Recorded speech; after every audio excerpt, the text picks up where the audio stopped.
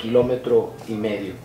Ya lo rebasamos y así vamos a seguir hasta ojalá rebasar los 6 kilómetros a lo largo de este mes de agosto, en donde en este maratón de calles, como lo han podido constatar, estamos pavimentando calles en todos los lugares de León, en todas las colonias, sobre todo en algunos lugares que ya desde hacía muchos años estaban esperando y demandando la pavimentación.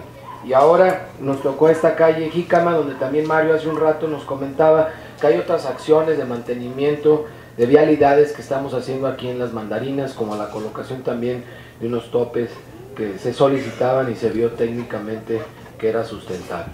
Estamos trabajando todos los días, trabajando con pasión por León, trabajando con pasión por sus familias.